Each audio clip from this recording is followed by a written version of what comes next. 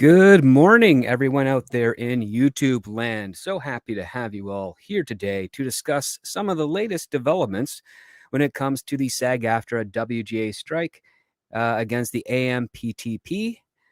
So we've got some interesting new revelations that have come out this morning. SAG has released what their proposals were with regards to negotiations to the AMPTP, and we're going to go through them today and just see if their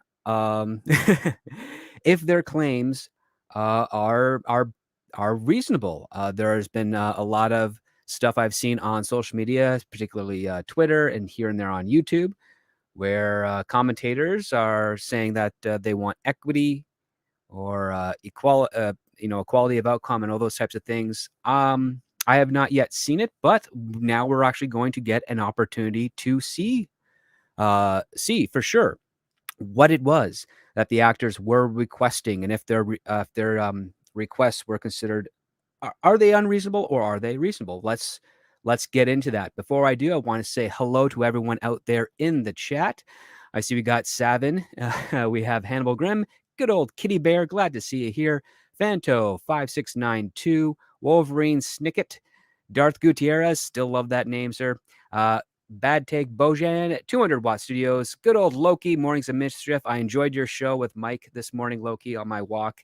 If you haven't out there seen Loki's Mornings of Mischief show, please go over to his channel, give him a sub. In fact, I will moderate you so you can add your link in the chat so that people can come over there. I see we have the wonderful Six, one of the big, sturdy, and not in appearance wise, I mean in intelligence and in duties, sturdy legs of a lot of streams out there. A lot of people couldn't do what they do without Six, myself included. Love to have you here. We have good old Adega Outlaw, fellow writer. Go check him out. And of course, my hero and brother from another country, Mexican Iron Man. So I'm happy to have all of you guys here today as we go over this and see, are the actors out of touch? Are the studios out of touch? Who knows? I mean, it's fair to say with regards to some of the more recognizable names of talent, some of them appear to be a little disconnected, and I don't argue against that, but some of them are not. There was a wonderful stream yesterday over on Polly of Latino Slants channel, which I highly recommend you check out. It featured writer Cameron Pasha. It featured friend, director, and actor and writer Tom Conkle, and another young actress who I am embarrassed to say my stream brain is getting in the best of me, so I'm spacing out on her name, but I'm going to pull that up right now because it is in my watch here history, and that is Chelsea Rendon. And that was a wonderful stream. I think it's something very important to address. Oh, yep, there we go. We have Mikkel Bork Senius. Ooh, that's a good name. Chelsea Rendon. Yes. She was lovely on that show, brought up some very good points. One point which was also brought up with my friends later that evening who are out there on the picket line. And that is that, as I mentioned on the Sunday stream, over 80% of actors don't make enough to claim their health benefits with regards to the union. That threshold is around 26,000, I believe. Polly at Latino Slant, who dates a very talented actress named Romy, she says it might be up to as 32 or more at this point. And that's the case. It's basically a lot of the talent that we otherwise see more frequently make an okay living, and some make a fantastic living, but the vast majority do not. We also have good old Tom from Midnight's Edge After Dark, who says, let's be real, only 10 to 20% of all actors can really make a living without having other source of income. Not sustainable career, especially when 10 to 20% make over 25% of the budget. Well, I mean, it's really more like 5% make over 25% of the budget, but you're in the right ballpark there, Tom. Absolutely. That's it. And the other part too is that those actors that claim, say, 25% of the budget, that is based on their marketability and how and how much of a draw they have. And Hollywood has been kind of pushing against that for a while. They've been trying to replace the movie star with just the IP. And in doing so, they diminish the value of the actor. Anthony Mackie had a great speech about this a few years back. I highly recommend you go seek that out. And yeah, well, we're going to get into that. So when you're dealing with the idea that the rumors that have been circulating around, we addressed part of that with Ron Perlman's remarks to Bob Iger. He is what we are hearing is that yes, there are possibly some studio heads that wish to starve out the actors. Which upon further thought, I'm trying to think, well, there's a reason entertainment is people working in entertainment are known as starving artists. It's like you're starving out someone that's already hungry. And yeah, it's a bad move to do.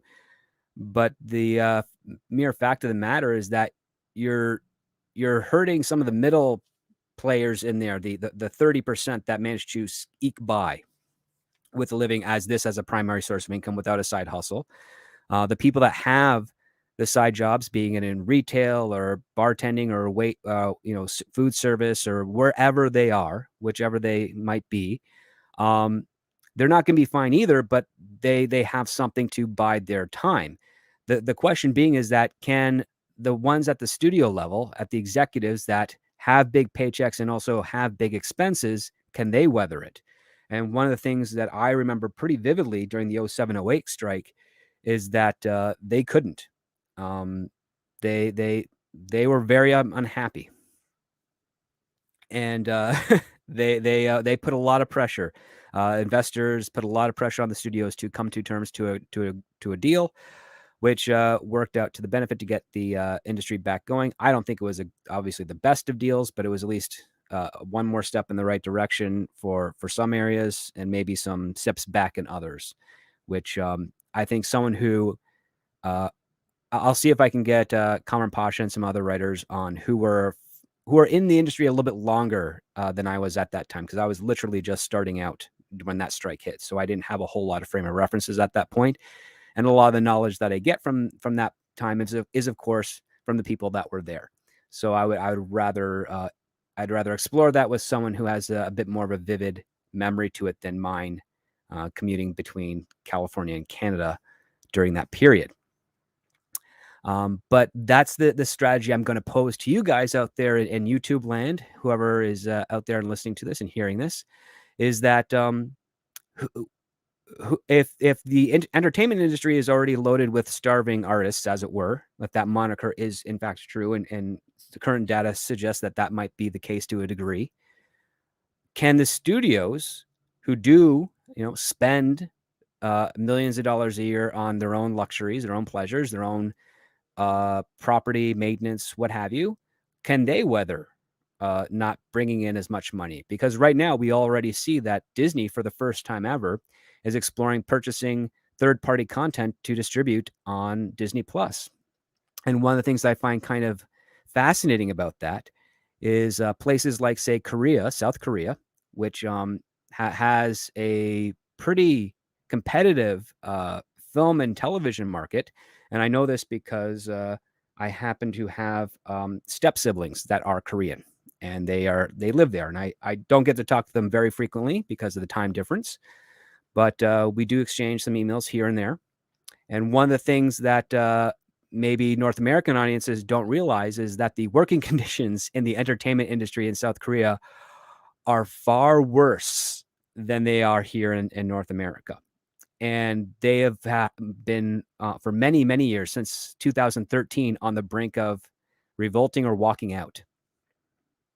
And that's the aspect, is that they have been on the brink of walking out. And if they were to find out that their work is being licensed to American audiences, American studios at a higher frequency, and they're still working the same grueling hours, and they're not getting a little bit of compensation with regards to that part, and maybe they want to format a new deal, something might happen on that side. It is entirely possible. The other part too is that some people might get eventually tired of seeing only foreign media and nothing that's kind of feels a bit more domestic, if it were.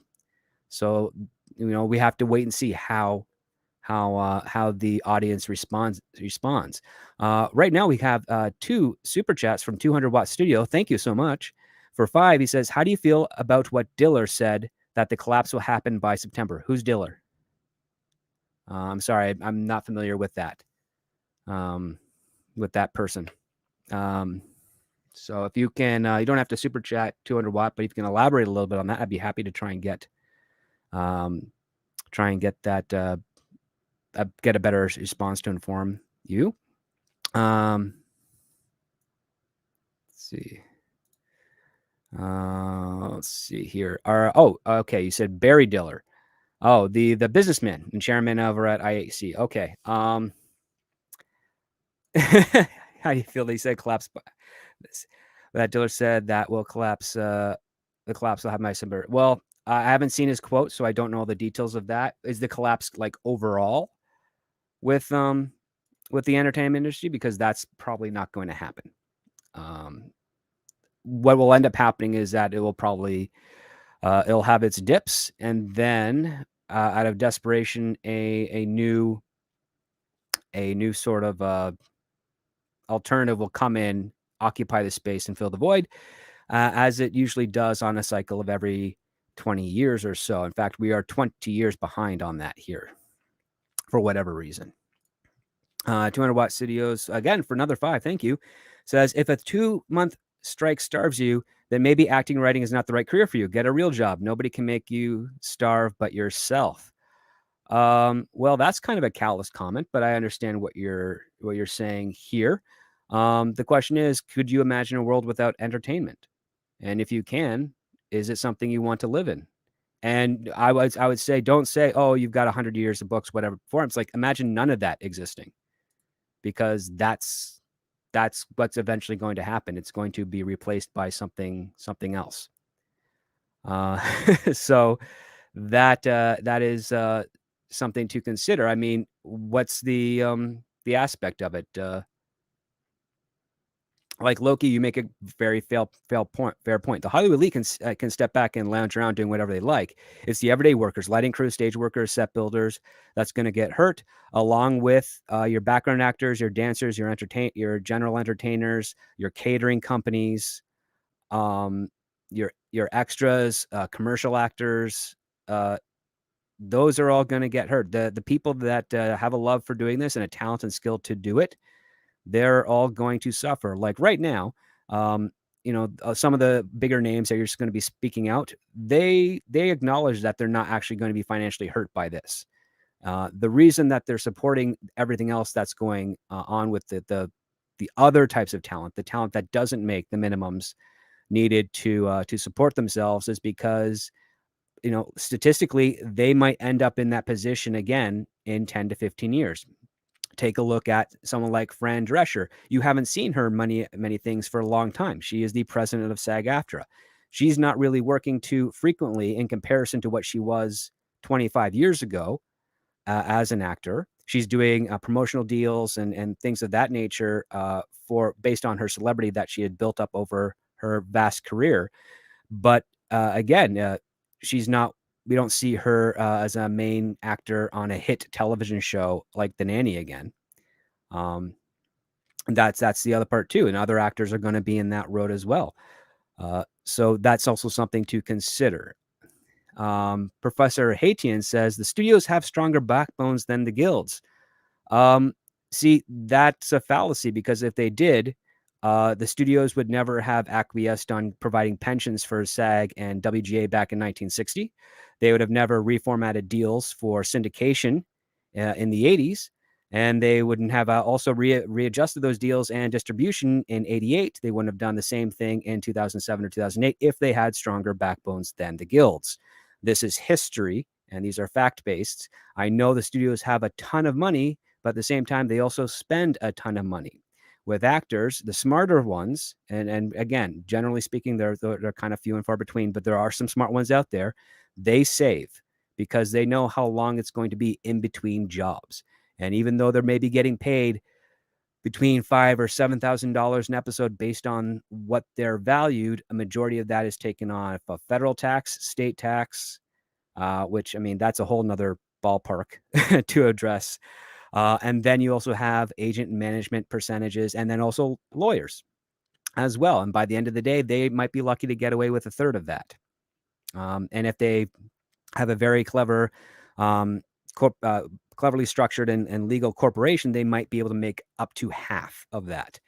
And if they're only getting that once a year, that's really difficult to live on. If they get a few times a year, maybe it makes things a little easier. But yeah, it would be, considerably fair paid wage compared to all the other jobs out there, which, don't get me wrong, that is the case. Uh, I think if California was a far more affordable state to live in, this probably wouldn't be as much of an issue. Unfortunately, it is not, and unfortunately, because the business compels a lot of people who work in it to move to California, that just amplifies the problem. Xavier says, but the domestic stuff is so ideologically compromised. I have a hard time seeing people wanting to ditch foreign stuff for more woke preaching. Only the big stuff is ideologically compromised, Xavier.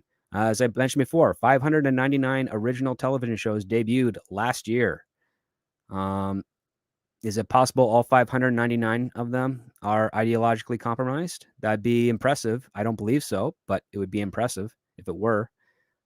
Go seek that out. Seek out the stuff that you don't like. I mean, listen, even if it requires you going overseas, again, no market is going to be immune to this. Here's the other part too. Let's say Disney does do well with bringing in third-party media, and the third-party media doesn't fit into what the studio is mandating as ideologically in line with their company. Well, then, as they're being a key licensor and probably paying a lot of money for it, they can say, hey, you got to start making stuff that's ideologically in line with what Disney brand is. And if you don't, we are going to terminate the licensing deal, which means, ergo, the very thing that you liked as a foreign entity is now compromised. It's that simple. It's not easy. This right now here with the WGA and the SAG AFTRA striking might be the first time we'll actually start seeing some actors push back on some of the ideological things that are coming out of the companies, because again, that is the trickle down effect when it comes to this type of business. Actors are hired for a project. They're told this is what's going to go on with the show. Please promote it because it is part of your job with regards to your contract. Whether you believe it or not, it doesn't matter. And that's how it starts. Now, where the studios get that information, that is up to debate. But that's what's going on. Okay.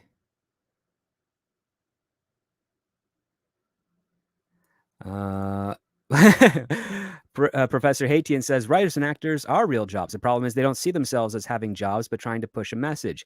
The bad ones do. Here's the other part too.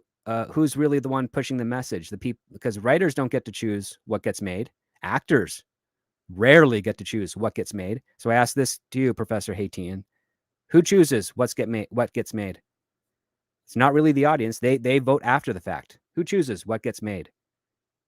That's the person that's the party you should be looking at to judge. And don't get me wrong, when you get writers and actors that support those types of ideological messages that are hollow, that are empty, that are preaching to something that doesn't fit in line with the nature of ourselves, of our beings, of society, yeah, you can push back on that. That's fine. But those are far between. So that's something you also have to consider, because again, it's one thing to pay attention to the symptoms, but in order to really get rid of those systems, you got to find the root cause. If you have a child that keeps on coming home and they've got a busted up knee every single week, it's not enough to just bandage the knee or give them knee pads. Is to find out what are they doing that's causing them to get that knee busted up. Are they keep falling off their bike? Are they playing and not paying attention to what they're doing on the playground? You got to get to the source of it. You can't just keep on slapping a bandage over it and then kicking them back out there, or just telling them, stop doing that. Stop busting up your knee. You have to go further than that.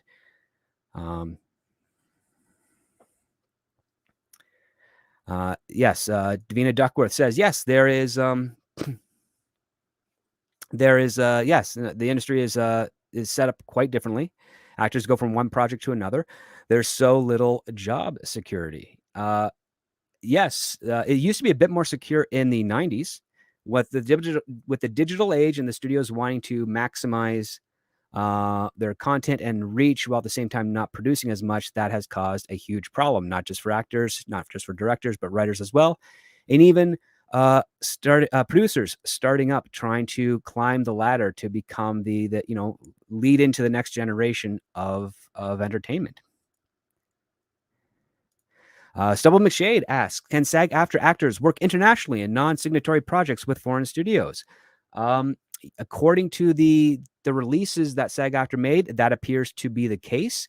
In some cases, they could also have an interim agreement, and we're going to talk a little bit about that because there are a couple of shows that have already signed interim agreements for that. SAG AFTRA actors can also work on essentially daytime soap operas if they're already in there, because that is part of a different contract and is not affiliated necessarily with the AMPTP. Demelia Duckworth goes on to point out, yes, acting and working in entertainment is not the same as a 9-to-5 office job with a salary and pension, which those would be the executives and studio heads. For talent, they fought for a pension because when you're working on a show, it's not even 9 to 5. It's probably 4 a.m. to 7 p.m. ish here and there, give or take, depending on what type of role you have and how long you have to be there for makeup and so forth. So yeah, and for a television show like a sitcom or an hour-long procedural, that is more of a regular job for them during the period of production. But then you have that gap in between, especially if your season is only, say, 6 to 8 episodes as opposed to 22 to 26 episodes, and you're looking at an 8-day turnaround per episode. Yeah, you're not necessarily working the whole year unless you're working a full season in the traditional level. The Last Millennial, hello, has said, Script, if you had to take a guess, do you think someone will cave before the summer is over? The strikes or the studios? The studios are always the ones that cave. That's the habit. If they don't, that will be a first. I will say that. The studios always have caved. They have not caved 100%, but they have caved enough to at least appease the unions so that they get one more step forward. As I said, if the studios did have a stronger backbone, actors would, one, never have a pension or health plan. Two, they would never get residuals on redistributed film or television shows. And we know that's not the case. So that is the fact of the matter. I'll also put it to you out this way. I mentioned this in the chat for Polly's show, but I'll put it to you this way. There's lots of people on YouTube, millions and millions of people making YouTube videos, YouTube content. And again, blue collar people could say, yeah, that's not a job. I disagree, because it is entertainment. It has some value. It has help. There's help, how-to channels, diet, exercise channels, entertainment coverage channels, gaming channels, so forth, what have you. All of that, I think, is work, valuable, and entertainment for the audience. But let's say hypothetically that YouTube started another distribution method that doesn't rely on the internet, but some new technology we've never heard of before. And they took your YouTube content and distributed it that way, and they made a whole bunch of money on it, but they didn't give you any of that ad revenue as per the normal stipulations with the partnership program. How would you feel about that? Because that's kind of what the AMPTP is doing to the talent in the industry, especially with the streaming technology now. And who knows what will be a successor to streaming and the new medium? We don't know. But again, once that new medium exists, we're going to be facing this type of conflict again.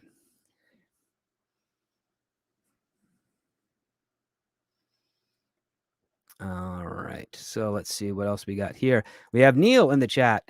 Good to see you. Neil says, hey, Script, do you see with the big IPs mostly floundering that it's an opportunity for less known films to shine? I saw Mr. H covering The Creator by Edwards, and it looks great.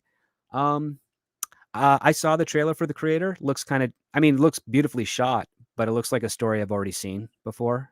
So I'm not too interested in it, but hey, we'll see what happens. It's not going to get a whole lot of promotion from the people who worked on it, sadly, as part of the strike. But we'll see. Let's see what else we go. Yes, 200 watts. I understand your part there, but it was not 160 to 170,000 actors calling out people that for not taking um, what was marketed as a certain drug. Um, that's painting with a broad brush, and that's not how this industry functions. Call out the ones that said that, yes, but don't punish all of them. That is literally spoiling, having one bad apple spoil the batch, and that's actually what the studios want you to do. Uh, so again, I do find it a little ironic that we've had this with this broad swath of people throughout all over social media complaining about the studios and their mishandling of franchises, mishandling of IPs, and some of the talent involved that have been supporting that. And now, when they're finally being called out on their abuses, even though it's not for those specific reasons, but still their bad practices, there's not any support, or at least not in the same frequency as it should be. It's more of a, okay, let it die. I'm like, okay, fine, you can let it die. That is your right to have that opinion. But the one thing you also have to remember is that the alternative always becomes the mainstream. In fact, YouTube right now, even though you may think it is an alternative, it is not. YouTube is mainstream media, and it will succumb to the very things that mainstream media always, or any mainstream always eventually succumbs to, if it doesn't get an injection of new voices and new talent to keep it alive. Hollywood, for some strange reason, has been mitigating the amount of new talent and new voices that have been coming in, being a far more selective on the immutable aspects as opposed to the stuff that really makes it thrive. And as a result, the industry has gotten pretty stagnant. Now, you may not agree with all of the terms of the writers and actors with terms that they want with regards to the studios, but there is always a possibility that this could allow a shakeup of that stagnation and open up opportunities for people that have been working in a long time to be valued on their merit and get some things in the right direction again. This strike was going to be inevitable after the pandemic, and it usually takes between 6 and 8 years when an industry makes a mistake for it to catch up and right the ship. We are approaching that. 2024, 2025 will be that 8-year mark. And we will see if they, in fact, go in a direction that gets people excited about film, television, books, and other forms of media, or if they will be stubborn like they have been for the last decade or so and continue on this very tragic course. Excuse me. So, Neil says, also, I appreciate your take on the strike script. It's easy to get angry at the writers, but knowing it's a more complex conflict actually is nice to know. Not everything is black and white. That is true. I will say this. Pay attention to the ones that are on the picket lines and what they say. You will be able to discern which ones are the writers that are for good entertainment and which ones are the writers that are not. Some of which you would find out are actually part of the legacy families in the industry. Mikhail Borshinius, I hope I'm saying that right, says 85% are not the ones who are spewing gobbledygook. That's correct. In fact, some of them don't have enough time to spew gobbledygook. They're busy. They were busy looking for other jobs. And here's the other fascinating point to note. In the last 10 years, can you name as many new emerging stars, talent-wise, that would be on similar paths or levels as the stars that came out of the 70s, 80s, and 90s? Because I think you'd be hard to find one. And by stars, I mean people that you hear their name, you want to go see them in a movie. It's few and far between. It's nowhere near as frequent as doing like Denzel Washington, Tom Hanks, Mel Gibson, Tom Cruise, Meryl Streep, Goldie Hawn, if you want to go that way, Angelina Jolie. You don't get a whole lot of those names. They're few and far between. So yeah, there's your super chat. I see you changed it. It says calling your audience and telling them that they, shots are down at Calix. Now they can still sit home unemployed like their former audience. Well, guess what? Most of the ones that did that, they're not going to be financially hurt from this. So you're directing your content to the wrong players. 200 Watt Studios, but I appreciate the 5, and I appreciate your response to that, because I think you're absolutely right. The ones that did go out and say that, they lose points. They should be judged accordingly for such things, because that is not how you handle a relationship with your audience at all. That is something that's kind of 101.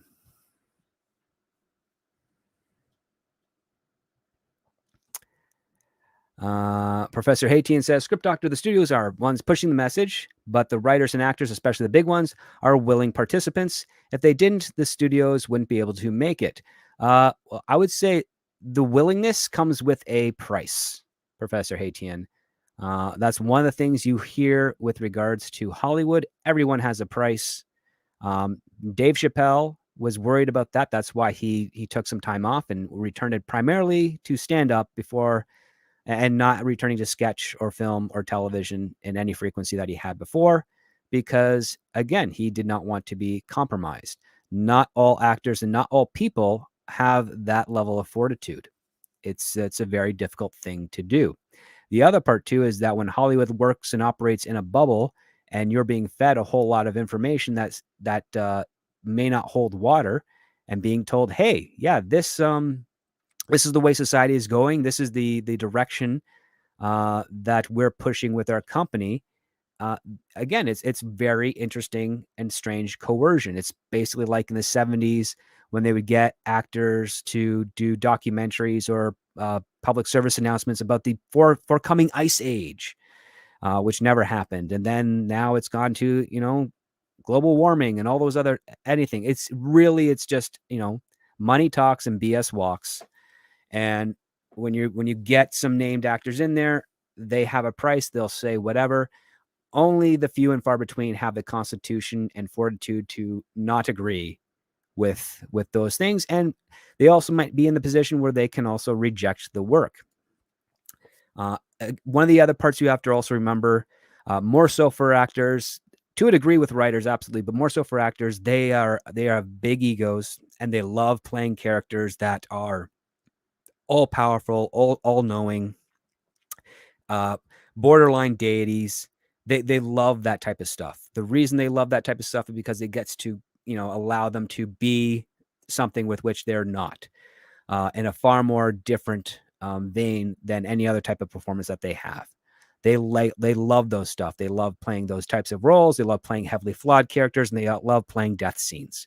That's the stuff that they really love to do. They always want to find meaning in their work, forgetting the fact that a lot of the stuff in recent years has been pretty meaningless. So when you give them an opportunity to preach a message where every single area that they look about within their bubble suggests that this is the direction of going, and they want to feel meaningful and contributing to that, they are easy targets. And that's just the sad truth of the matter. So let's see. Andrew B. Versfeld says, when streaming first became a thing, I remember thinking that studios were probably going to radically increase content production, thus creating a lot more jobs for writers and actors. You know what? That would have been a logical approach. The other part that I think is also fascinating is that the studios to this day still haven't figured out that they don't have to compete for time slots anymore, which means you can make a 26 episode show, have its commercial ad breaks, put it out there, and you don't have to worry about the turnover of your series, because if it's successful, it won't be beaten out by another show, forcing you to cancel it and find something else to compete with it. It levels the competition, but also validates the meritocracy of the show. I mean, I'm pretty sure there's many of you out in the chat who were a fan of a little television show that got canceled because not enough people watched it. And primary reason why not enough people watched it is that it was up against a more successful show that had a little bit, maybe it had that time slot a few years ahead of the other show, and more people just had, they weighed what they want to spend their time with. They valued it more for this to direct their attention to this television show instead of this other really good television show. Well, with streaming, that's no longer a problem.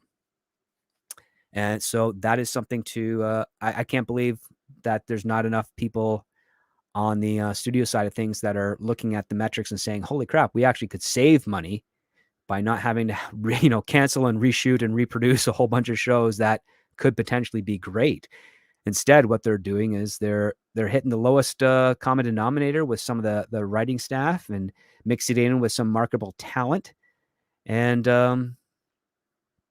just putting it out there as content, as what I was saying yesterday on Midnight's Edge. It's hollow concept stuff. High concept is easy accessible, reaches a lot of audiences. They get the idea what's going on. They get invested. They love it. Low concept is far more niche, more narrow. Probably a lot of what I would say you see on the major streamers and with some of the major IPs. Those are low concept ideas. Everything that was going on in the sequel trilogy, that's a low concept idea. A single person, the key to everything. All their supporting characters, just to beef them up. No real conflict with or stakes with regards to their villains or adversaries or antagonists. Those are very low concept. But then you go one more lower, and that's hollow, which means just get content and put it out there. Just put it out there. Like, we don't care. Just put it out there. That's kind of what it is. 6 makes a great point. If you pay your bills with that money, it's a job. That's right. And you know what? I am not averse to anyone doing what they can. That's of course not breaking any laws to make money. If this does help with people getting better other opportunities, or if they start to expand into different areas of entertainment industry that's not part of the Hollywood system, I am always all for that. Because again, if they get popular, if they get strong enough, and if they get good competition, Hollywood will start changing gears to compete with that. Eventually, Hollywood rarely sets trends, but they do follow a lot of them. And if you can give them some very solid data that a certain trend is going to be in their better interest, they will eventually get in line. Just how long it takes, that's up for debate, but it eventually happens. We have what your first thought for a thumbs up super sticker for $1.99. Thank you. What's your first thought? Greatly appreciated. Ravenar says, let it die, but what will take its place? Whatever is going to take its place will definitely face the same struggles in quality and so forth as what Hollywood has, and what Hollywood has always struggled. I mean, there's never been a time in Hollywood where every single thing they put out was gold. It's just impossible. There have been years where the vast majority of the stuff they've done was huge, like 1982, 1984 were great years for cinema and not so great for television. But 81, 83, 85, touch and go here and there. That's what it is. And that's just the way it will be. Again, you're talking about, like, say, the theory of a power vacuum. And that's kind of what usually happens with Hollywood, is that some people age out of the industry and they bring in a new talent. If that new talent is successful, the industry will shape and build up that talent. And if it's not, it'll be slowly pushed to one corner, and another talent will come in. And that's how the cycle works. But we haven't been getting, at least the metric for that cycle, that system hasn't been met in the last little bit. Which is unfortunate. I think that's one of the main reasons we got here. The Last Millennial asks, also, as a Canadian, have you ever thought about getting work in Los Angeles, like working on a theatrical film?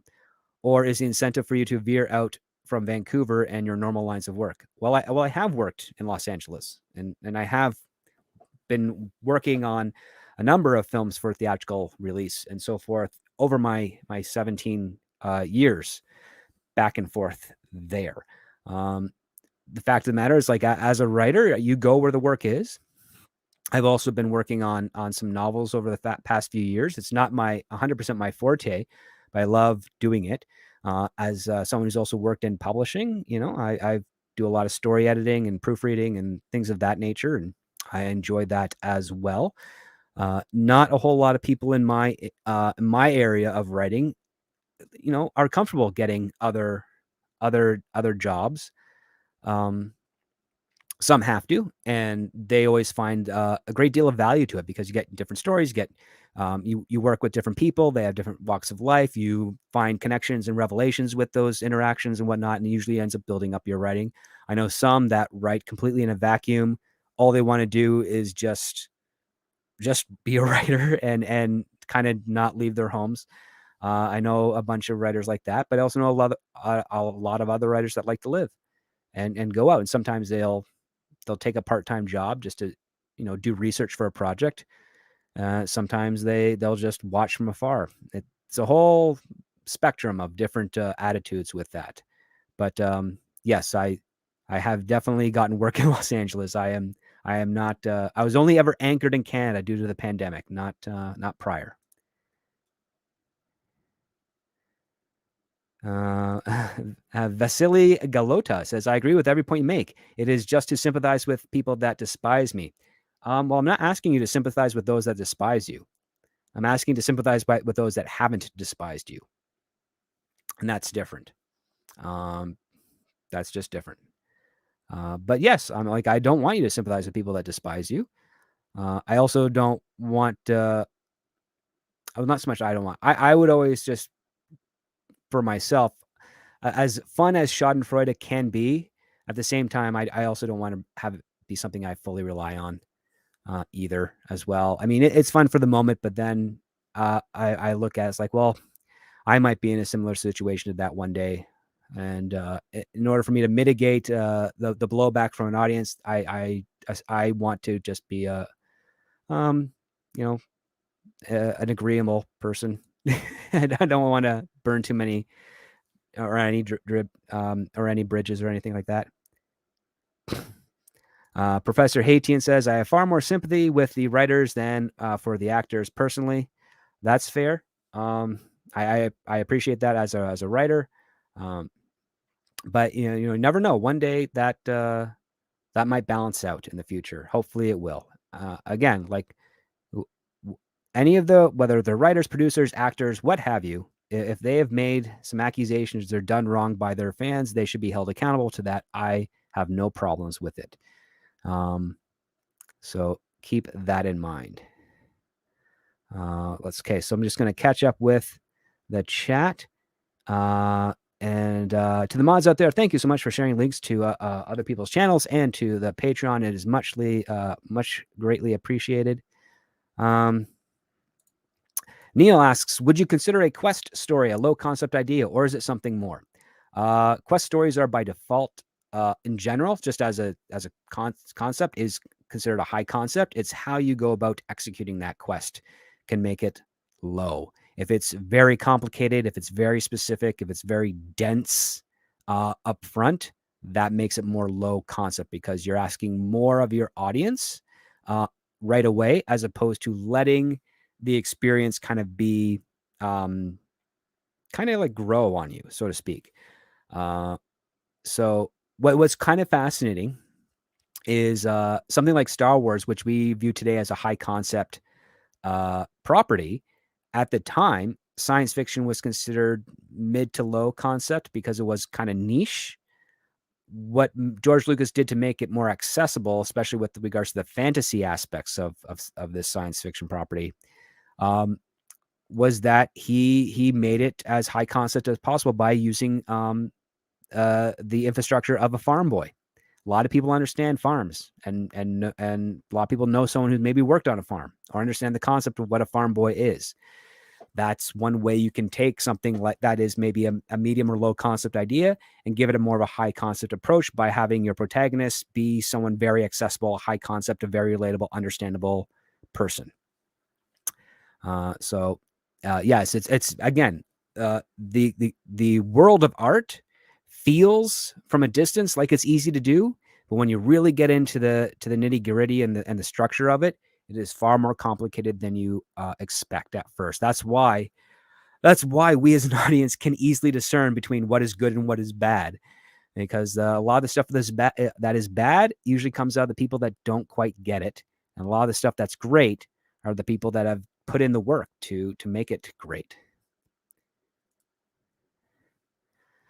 We have a $10 donation from Shogun Orta. Thank you so much, Shogun.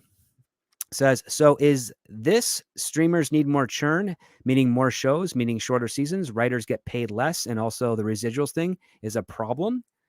Okay, so let me rephrase that. So is it this? Streamers need more churn, meaning more shows, meaning shorter seasons, writers get paid less, and also the residuals thing is the problem. It's a little bit of that. The other part is the studios pushing for essentially removing the workforce from the work to replace it with automation and software. So yeah, it's kind of it's kind of a big deal for a lot of people on that. In fact, with that super chat, thank you so much, Shogun. We are going to go into the SAG AFTRA negotiation proposal that was publicly released for them. We're going to take a look at it. Here it is, and that is this is what they're asking for, and then we will see what the AMPTP counters. So SAG AFTRA proposals. Tentative agreements are not final until the entire deal is final. That's their stipulations. And this is basically the status as of July 13th, 2023. This went out to all the actors. This also went out to the trade, so you can actually see a copy of this as well online for yourself. But we'll go through a little bit of this, or maybe all of it, depending on how much time I have left. And we will see if what they're asking for is unreasonable or not.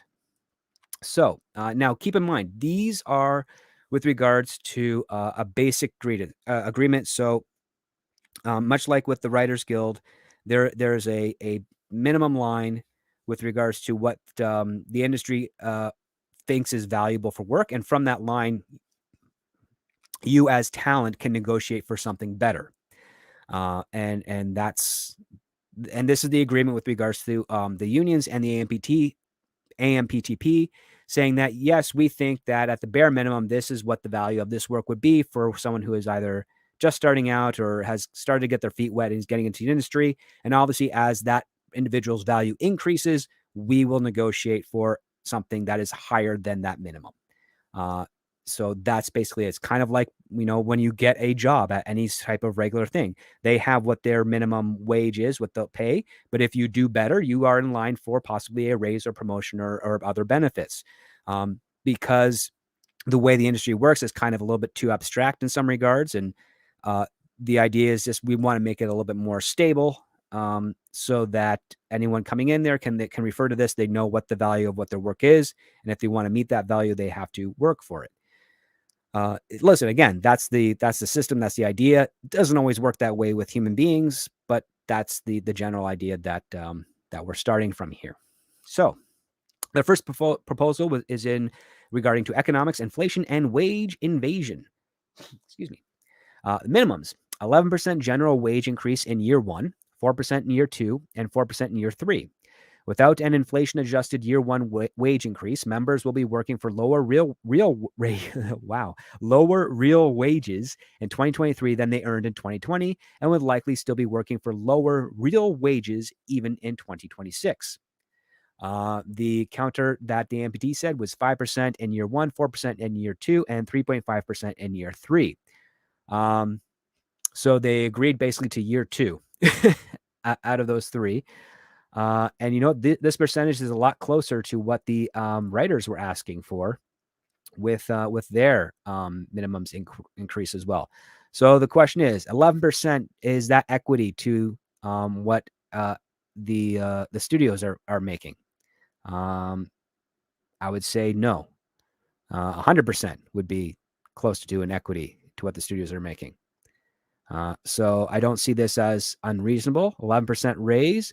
When I used to work part-time jobs and full-time jobs during college and in between writing gigs, average raises that I would get, the minimum I ever got was 20% after working there for a year. And that's even including the fact that they allowed me to take 5 months off to go to LA and do the hustle there. So 11%, I think, is pretty reasonable in that regard. What say you guys out there in the chat while I take a drink? Excuse me. They have a request with regard to new media revenue sharing. So this is like with streaming or whatever comes after streaming. Casts share in the revenue generated when their performances are exhibited on streaming platforms. This would allow casts to share in the success of high-performing shows. So that would be basically like with syndication or network model. If there's more viewers, there's more money, and as a result, with more money, they allow for more, more compensation for that. And they rejected that. They did not want to share any new media distribution bonuses. All right. Let's see what you guys are saying in the chat here. Sorry, just got to catch up with that. Excuse me.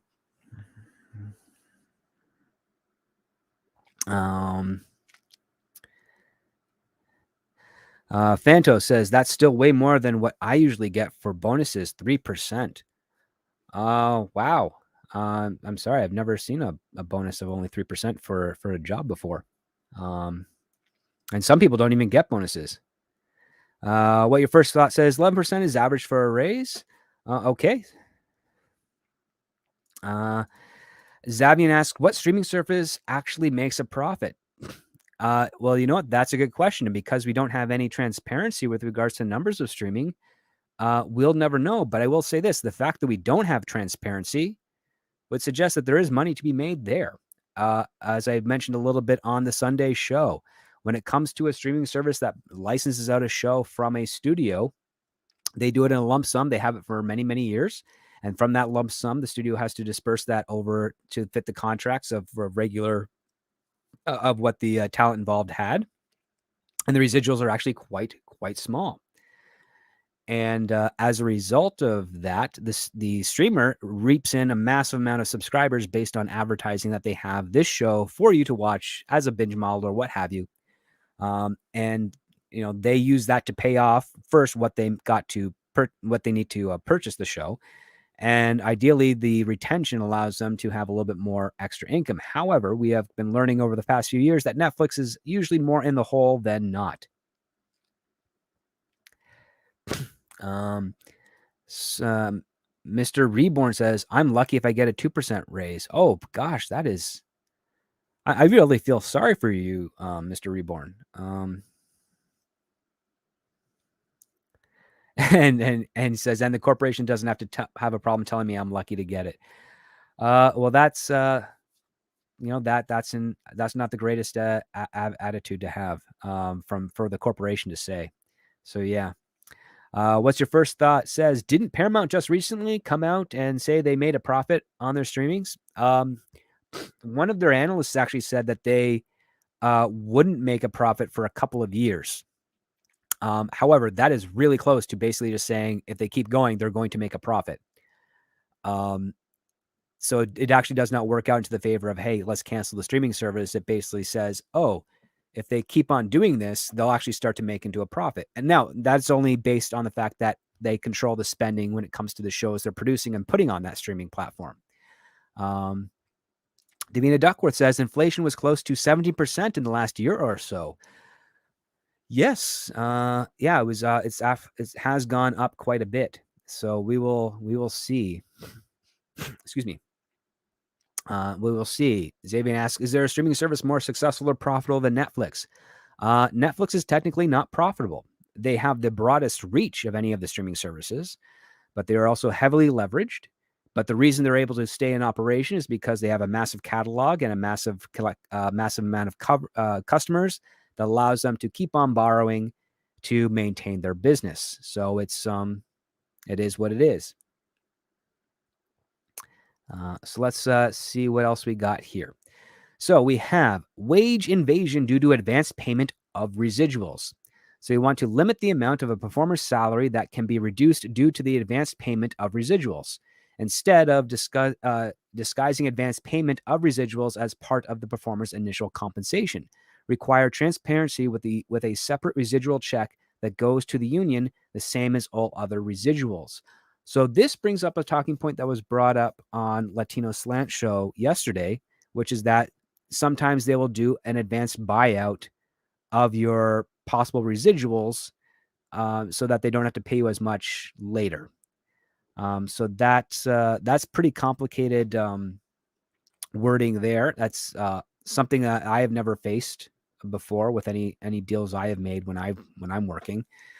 But this one, this is a new one. Apparently, yeah, they'll be told, oh, we're going to give you this bonus of X amount of dollars, and that's going to be your upfront for, and then it will.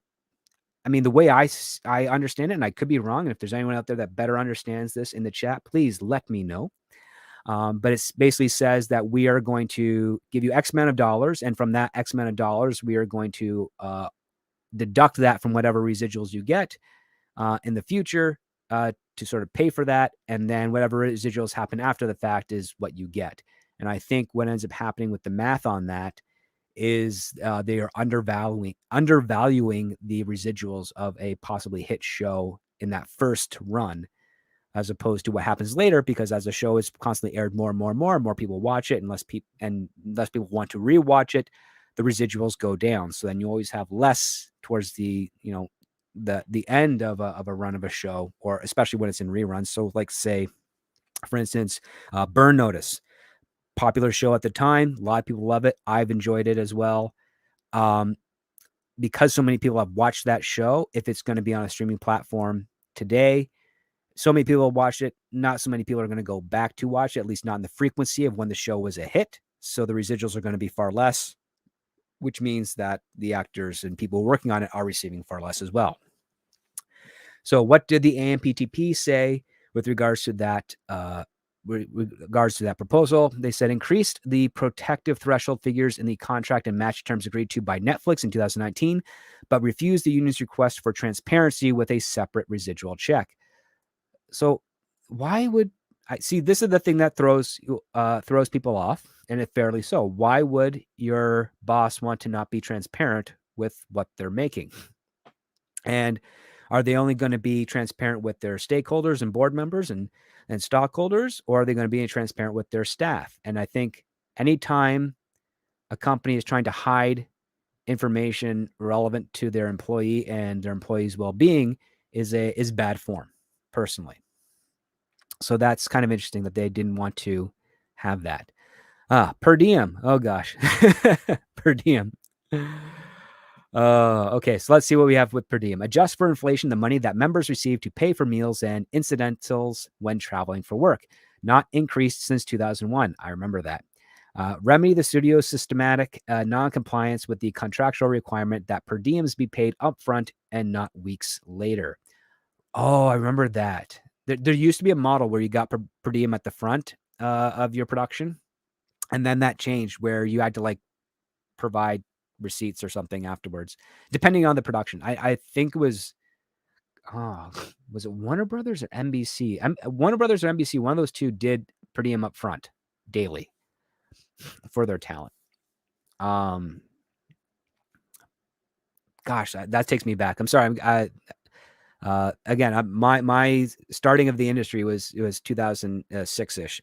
So I'm a little sketchy on that part there, because I was a writer. I never got per diem. But I remember seeing assistants handing that stuff out to talent, or in some cases to their entourage to give to talent.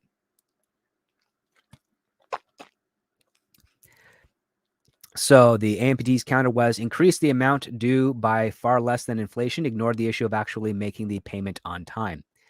That's troubling. So we have scheduled breaks. The parties have tentatively agreed to conform to the minimum payments that performers must receive before their employers can invoke the various schedules under which members lose entitlement to additional payments, such as weekly overtime. I don't know how I want to make of that, but that's interesting. So I guess, yeah. I'm gonna have to think about that more. I won't waste the time for you guys on the stream for that, but that's something to think about. Everyone should kind of think about that. The parties have tentatively agreed to conform to the minimum payments that performers must receive before their employers can invoke the various schedules under which members lose entertainment to additional payments such as weekly overtime. I think that's, I think that might be a good thing. I want to know more of the details of that. But yeah, I'm gonna have to think on that because that's interesting. If both parties agree to that, at least it shows that there's something reasonable going on here, or something. Part of me suspects that they're agreeing to that because the studios are probably expecting that they're never going to ever have to worry about overtime. Schedule F. Excuse me. I'm gonna sneeze again. Sorry, guys.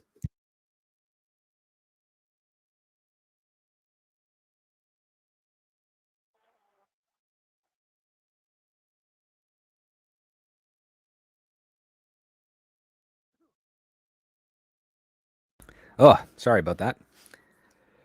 All right, so Schedule F. Increase the minimum payments for performers working Schedule F, which was more intended for star performers who have more negotiating power, but since the rates have not increased in decades, it now seems results in those performers earning less than Schedule C, which guarantees a minimum weekly rate and additional payment like weekly overtime. Interesting.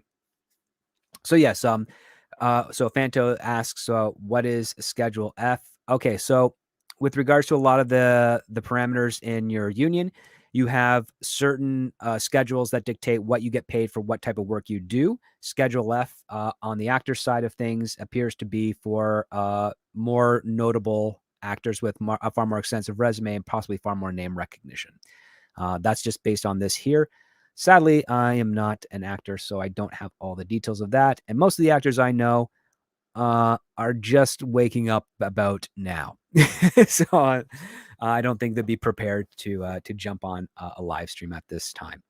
Not until they get their coffee. So let's see what we got here. So with regards to the AMPTP, they said they proposed a small increase that do not solve the problem. I wish they gave us some numbers. That would have been interesting. Rejected the portion related to ensuring a minimum weekly rate for performers working Scheduled F. That's okay. So they didn't want to really budge on that. Let's see what we got here with regards to singers. So for those of you wondering, yes, SAG applies to singers, dancers, talk show hosts, voice actors, so forth, so forth, so forth. Lots of talent is part of this. So for singers, they clarify the calculation of vocal contractor payments. The singers who also render dancing services should be paid an adjustment on top of their rate for singing. Initiate a discussion surrounding production budgets that result in singer work going offshore and non-union, and increase transparency and accuracy in reporting of singers' work withdrew after their rejection. Oh, interesting. So, tentatively agreed to a whittled down version of the vocal contractor portion. They offered 25% of the applicable dancer rate, but only for performance days, not rehearsals. So basically, they're saying rehearsals would have to be at the initial rate, or if it's a contract where rehearsals are not paid, they would not be paid for that. That would be unfortunate. 3, indicated that they will continue budgeting practices that results in singer work going offshore and non-union. Okay. And then 4 was rejected. Interesting. Dancers. Number 1, dancers should receive additional compensation when they are asked to sing or lip sync in addition to dancing or rehearsing and shoot days. 2, dancers should be paid the same for rehearsal days as they are for performance days. Rehearsal days are more strenuous and dangerous than performance days. Remove the discounted group rate for 9+ dancers offered to withdraw in exchange for other gains for dancers. Okay. And they redefined principal dancer to ensure professional dancers are not hired for lower background rates offered to withdraw in exchange for other gains or dancers. Okay, so 3 and 4 were rejected here. They countered number 1 with an additional 25% of the applicable singer rate, but only for the performance days, not rehearsal days, and not for lip syncing. Okay. And tentatively agreed to the rehearsal days proposal. So it looks like they might get number 2 out of that. Seems like the AMPTP is being a bit more favorable with the actors for some of their requests than the writers. Here we go. We have major role performers. The parties have tentatively agreed to extend the major role performer terms to high budget SVOD series in all seasons of pay TV. Okay, so they got one. That's 2 down that they got. Relocation allowance. Drop the ruse that television series regulars who travel to other states or countries for their work thereby become residents who are not entitled to reimbursement for housing and other expenses. Increase the relocation allowance to sufficient levels. All right, so if you don't know this, if you end up working, say, in Canada on a series for 3 or 4 months, you are living in Canada for those 3 or 4 months. And in some cases, the shows or the productions do not cover your expenses to move there, and just the basic ones like certain food and privileged amenities, like buying a car for yourself or buying a new TV or what have you. That's not what's being asked for here.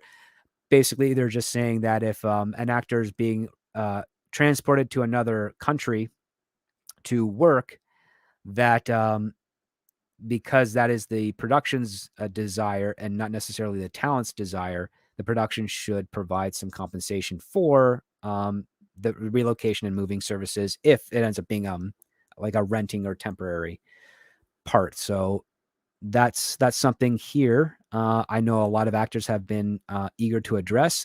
I even know some that eventually just decided to, say screw it and purchase a home in Canada in some regards, just so that they would be able to not lose as much money that they'd be making by way of having to pay, rent in the country that they're staying in and working in, plus whatever taxes or whatever maintenance is required for where their home is in the United States. So let's see. The AMPTP offered inadequate fixes or stipends that bear no relationship to the actual cost of spending months away from home to work on television shows. Then we have span agreements. Okay, so increased figures that grow when series regulars can freely bargain for work time. These figures have not changed since their inception in 1971. That I would say the fact that hasn't been brought up prior by SAG during their other negotiations might be a fault on their end. I am fully willing to admit that. Countered with an inadequate increase that does not even come close to adjusting these figures for inflation.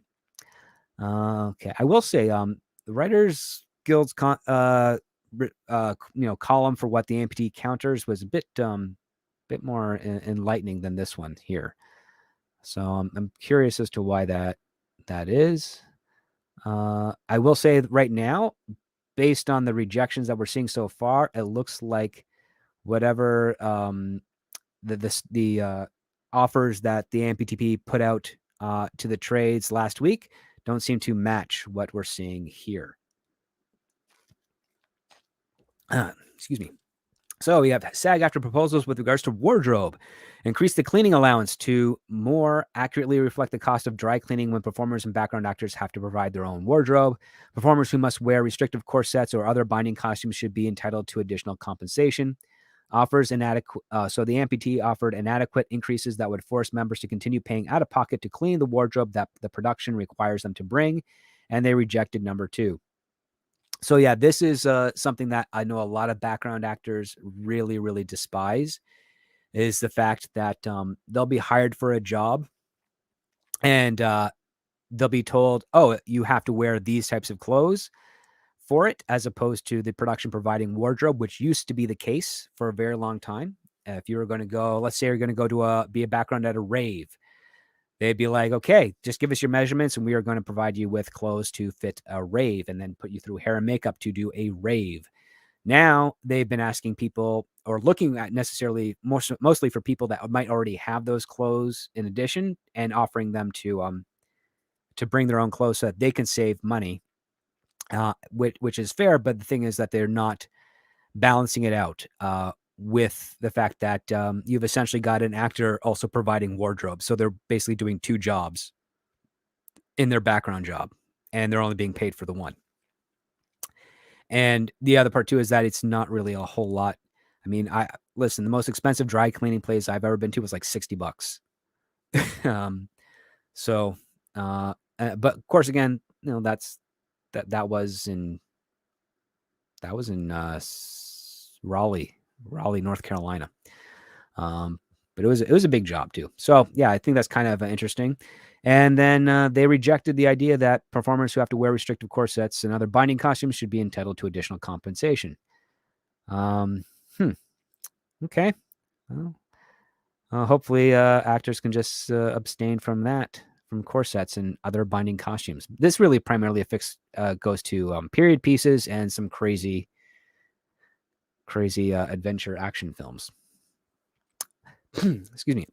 Let's see here. Oh, I see we have a 200-watt studio for another 5 says, kind of sucks, kind of sus. Union won't give any figures and just tell you it was inadequate. Ironic, as they want studios to be transparent with their figures. I will say the fact that we're not getting as many numbers as I was expecting is quite odd, but not as odd as the fact that they're literally giving nothing back. At least the AMPTP is not giving much of anything back here. But speaking of numbers, looks like we got something here. Fittings. To avoid incremental bargaining, this amount up to every negotiation. Index the money break applicable to day performers whose contracts can include payment for fitting time to 1.5 times scale. So scale, that's usually around what, $350 to $400 ish. Last I can remember checking. Maybe that's been adjusted or increased since then. And then they've offered a one-time additional $100 to the money break, but rejected the indexed annual increases. Okay. Let's see. Looks like we have another agreement here, which is looping retakes added scenes. The parties have tentatively agreed to increase to the money breaks applicable to certain weekly performers whose contracts can include guarantees for looping retakes and added scenes and the creations of such provisions for weekly performers working on theatrical films. Okay, so it looks like the studio has agreed for increases on basically post-production and retakes and reshoots. So at least, that's a win for them. We have basic respect and fairness. Here we go. Improved background actors' wages and working conditions. Background actors are the only category under our agreement who work under different terms on the East Coast than they do on the West Coast. SAG AFTRA is seeking for all background actors to be treated equally. That was rejected by the AMPTP. Okay. In New York, background actors reporting before 6 a.m. should not be forced to wait in unsafe areas for public transportation. This happened. Oh gosh, I can't tell you how many times I've seen people having to go to seedy parts of New York, which are definitely few and far between now since the early 2000s. But every once in a while, there's a sketchy neighborhood, and you have to pick them up quickly. They offered additional reporting locations that are likely to be unsafe at early morning hours. Oh wow, okay, that's interesting.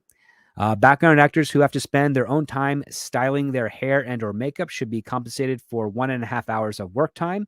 And the AMPTP offered a $35 flat fee. Okay. Individuals required to do double duty, working as both stand-ins and background on the same day, should be compensated at 150% of the stand-in rate for the day. That was rejected. So basically, if an actor is also being a stand-in for another, or background actor is also being stand-in for another one, they wanted basically 150%. So this, okay, so I see what this tactic is. This basically is doing the idea of hire your stand-ins and stop exploiting the background actors. So that's interesting, but rejected. But at least we're getting some money here to the 200-watt studio, so that's nice. Stand-ins who are required to rehearse or perform in place of a principal performer should be paid half of the principal performer rate in addition to their stand-in pay. Offered to withdraw for single-camera shows if the AMPTP agreed to the multi-camera half-hour shows where it is more common practice. So basically, this is where someone just comes in and is reading off for another actor as they're doing the other actor's close-ups or mediums. So basically, the other person is also performing for the benefit of the principal actor or the guest star or what have you, based on that. So that requires work. I think it's fair to give them some pay. I don't know about should be paid half the principal performer. I think that rate should be negotiated personally, because you never know. What if the principal performer is someone like Will Smith on Fresh Prince of Bel-Air? When he's not there and he's someone standing in for him to, do their lines opposite Alonzo, should they be paid half of what Will Smith would be paid for that day? That feels odd. I think a more stable rate should be offered. Let's see what they said. They offered $150 for stand-ins who have to rehearse or perform in place of a principal performer on multi-camera half-hour shows. Rejected it for single-camera shows. So it looks like they offered a $150 for that day of work, which that might be reasonable. I'll leave that up to you guys. And number 6, background actors who work as the photographic double for the principal performer and are required to memorize and deliver scripted dialogue on camera should be paid a principal day player rate without residuals. That's kind of fair. No residuals, but principal rate for the day. And they instead offered a $150 to background actors whose render services as photo doubles or deliver scripted dialogue on camera. So we don't know if so basically I guess they're still going to be negotiating that part here. And their number 7 aspect was background actors should be paid for each episode they are employed in during a single day. Withdrew this proposal after their rejection in an attempt to resolve other terms. So that's what they did. They rejected it. Okay. The Introspect M has a very good point. Says complaining about the New York and LA living conditions is ironic when the politics of those complaining are responsible for much of what they are complaining about. Yeah, that's you're not wrong there. I will say, it's yeah, head in the sand aspect of it as well. And I think it's unfortunate that it's taking so long for a lot of the people living in those areas to really see the forest for the trees. It's just bad policies altogether. Xavian says $150 if it's a 10-hour shoot. Add to transit in to and from home. You are out 11, 12 hours of your day and have $150 to show for it. Sounds low. It can sound low in that. The other part too is that sometimes they don't actually have those 10-hour shoot days when it comes to doing inserts like that or off-camera scripted stuff. In fact, they usually schedule around that. So, and this part I remember because I have worked on a couple of shows where it's like that, where your principal actor, they know exactly what's being done, what's being shot, and when they're going to do it. And they know that the principal actor is not going to be there, so they will get the stand-in to read off camera. That will usually be, if it's only for a one shot, that will usually be maybe 2 hours work, depending on the reset time. But it's usually only 2 hours work. It can only go longer if the actor being filmed just keeps on screwing up over and over and over again.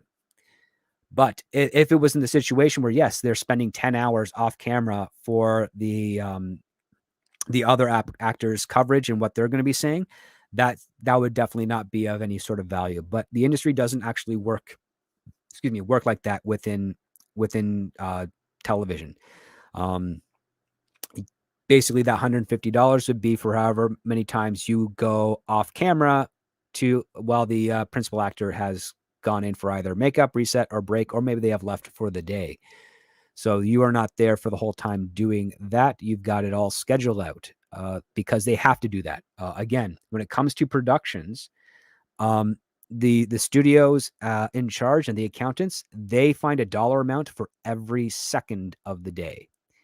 And if they are finding out that, okay, we are only giving $150 for this person to come in and read opposite our principal because the other actor is not there that day, so we're saving money on the other actor, but we're bringing this guy in, we are going to make sure we get the most out of him in as short amount of time as possible so that we don't end up having to go over our day or have to come back and do another one and then pay another $150 for this person.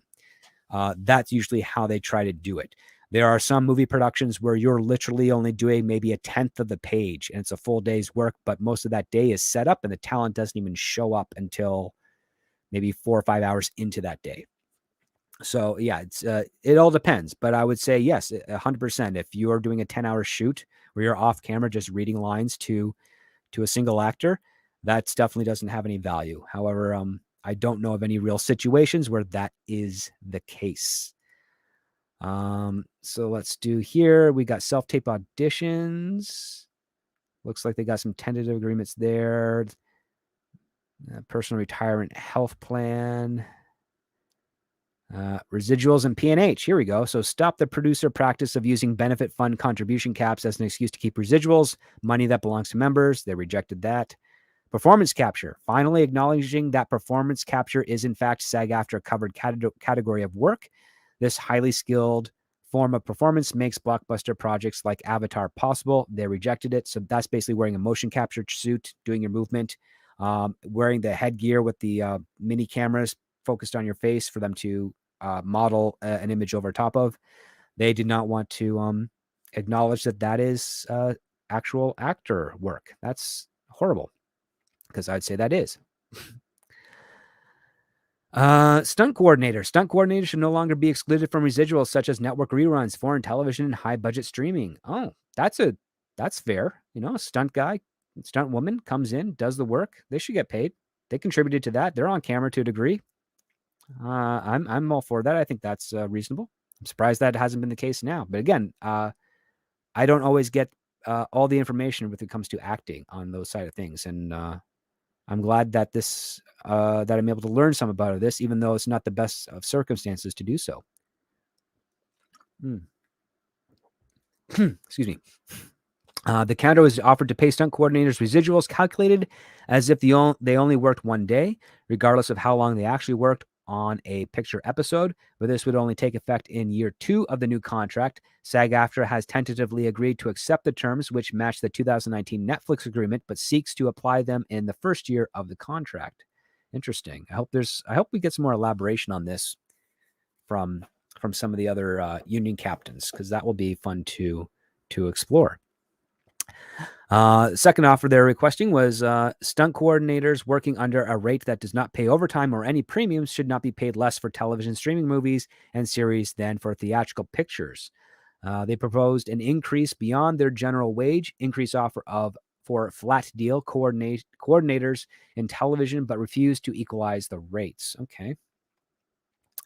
Require so-called flat deal stunt coordinators to receive either overtime or minimum rest between workdays to address abusively long hours on set, except for the bulletin, which they withdrew after their rejection in an effort to achieve 1 and 2.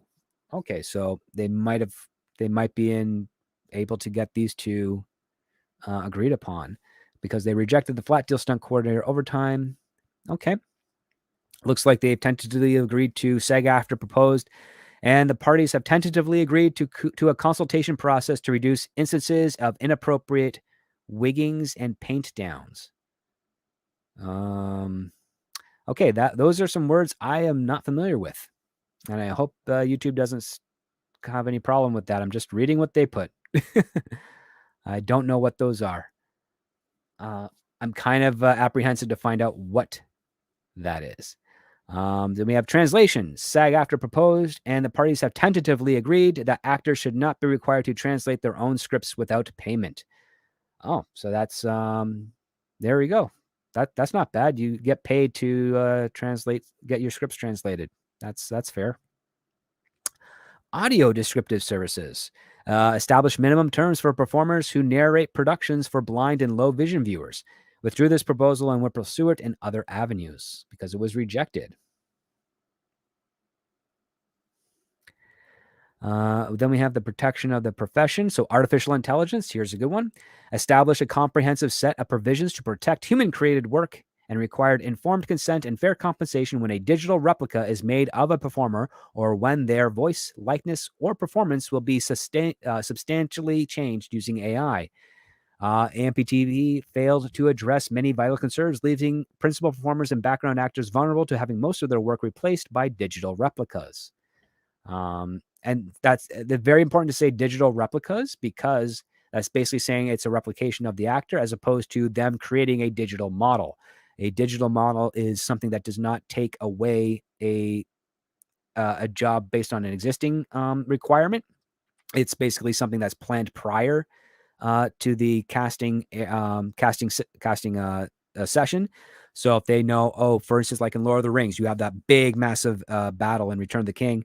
Most of those people, if you will, are computer generated models. They're not based off of anyone real or anything like that. They were animated in and used, and at no point did did they budget to actually say, oh, we're going to use live action, we're going to use human actors, and then we're going to duplicate them over and over again? And at no point did they budget to do that and then say, no, we're not going to do that and move it the other way. They knew from the get-go they were never going to do that. So they only hired appropriately what they needed in the movie. Therefore, it wasn't a conflict of interest in comparison to basically saying, oh, we're going to scan a background actor and then we're going to use them over and over and over again for however many days of work we need to. And we're only going to pay the background actor for the day in which they got scanned. So that's interesting. So now we're getting into, it looks like, high budget SOVD residuals. Improved residuals due for continued exhibition of pictures made for subscription-based streaming services. And they offered progress on this proposal, but significant gaps remain. So that's interesting.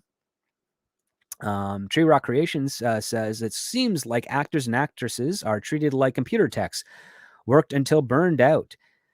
I think it would be a case-by-case basis, but I would not be surprised if that ended up being the whole way through. On some of the productions that I have worked on, where I'm on set for maybe a 12 to 14-hour day, a lot of the times the actors are back in their trailer during resets, and ideally they should be either taking a nap or running their lines. But whatever they do, they do. But that's kind of what it is.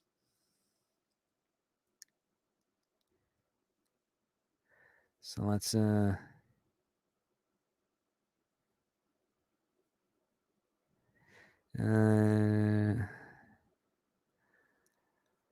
so 200 Watt Studios says, script doctor, SAG, paint down. The intent is to disguise a racial or ethnic substitution when stunt doubling for an actor.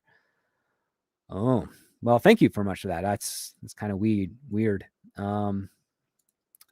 That's some, I don't think that's even like appropriate terminology. That just seems weird that they would use it as that term. But thank you for that.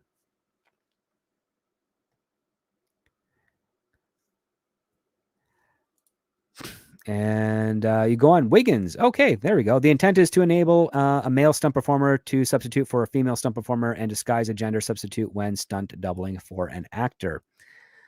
Oh, well, this is see, I'd never get to work on big action stuff that required this. Whenever I worked on something that had a female stunt, a female stunt performer was there, not a guy. So I guess this would be something that was kind of used in that gag with Spaceballs, where the stunt double for the Princess Leia type was a guy with a mustache and a cigar. So let's see what else we have here. Series regular options between seasons. Set reasonable timelines for the exercise of options that do not restrict series regulars from obtaining other employment during increasingly long hiatus periods imposed by employers between seasons. Okay, so yeah, that's basically finding out, oh, if we're working for 3 months, but we don't know when season 2 is going to start, we should be allowed to pursue other jobs in the interim until we get a hard date to come back to work. That seems fair to request. And apparently the AMPTP said agreed to improve timelines only for some performers and only for new series commencing in the second year of the contract. So that's basically, like, if I'm seeing this correctly, it's basically just saying, okay, a handful of cast will know for sure if they're working. See, I don't understand that. Why only tell the handful of performers that they're going to be working next year and not the rest? See, that seems kind of silly. It's like, okay, so let's say you're doing a show and the lead actor of a television show, let's say it's Henry Cavill, and he's the only one that finds out that they're coming back in season 2. Wouldn't he? That seems kind of silly. Wouldn't he just tell all of his colleagues, hey, we're coming back in season 2? It's like, limiting it to just some performers is silly. They're going to talk to each other. So why? Okay, yeah, that's a very silly response to such a reasonable request. Okay. All right. So guest stars. When it comes to guest stars, they say performers hired by the week in recurring roles without start dates should be given at least a tentative window of work dates. Request a discussion of problematic hiring practices that result in performers being held off the market, unable to take other work. I remember this. Yes, you find out, oh, you're going to be a guest star in an episode, and you're not told what episode that's going to be or when that episode is going to be shot. So now they're stuck not knowing which jobs they can take because they don't know, because they got a job, but they don't know when they're going to work. It's like finding out, hey, you just got hired after being unemployed for a few months. And when you ask your employer, great, when do I start? And they're like, Monday. And they go, and you go, on Monday, like, not this Monday, come back. That'd be the situation that some of the guest stars have. Because, and you would not be unreasonable to assume that when they said Monday, it meant the coming Monday from when you spoke. But yeah, Hollywood does not work like all other businesses do. So their counter makes progress, but still contains problematic provisions. I wish they would elaborate on that. Then we have with regards to modernization and addressing industry shifts, which we have 4 rejections. Okay. Other than high budget SVOD, they want to apply union scale minimums, rest periods, and protections for minors to new media productions that are not high budget, regardless of the length. Great. So they want to look after kids. And the studios rejected. Great. Good for you, studios. Geez, that's problematic. They required residuals for ongoing exhibition on advertisers supported and subscription-based streaming services, regardless of the budget or length of picture. Again, that was also rejected. They want to calculate residuals for pictures made initially for new media and then exhibited on network or foreign television on the same basis as pictures made initially for television. Also rejected. And they want to increase the residuals that applies when a traditional media picture is exhibited on a streaming platform that is free to the consumer. That rejected. Well, that's horrible. Especially this one here, where they want to have better rest periods and protections for minors, and the studios rejected that. That's really bad, especially in today's current climate. Like, child actors have it hard enough as it is. The mere fact that you got a union trying to add in further protections for them and not have them burn out, and also probably not have any other horrible things occur to them, and the studios rejected that, that's bad. That is bad form.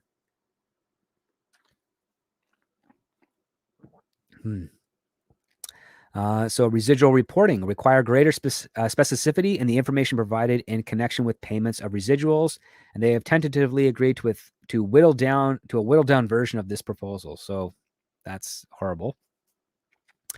Now we have a section of safety. So meal breaks. Increase the penalties for not providing meal breaks, which have not been updated since 1961. They rejected that, and man, I really hope that they've actually been trying to bring this up since 1961, and it's just they just couldn't budge on it because the studio's rejected. But the fact that we're looking at essentially 58 years ish since they've gotten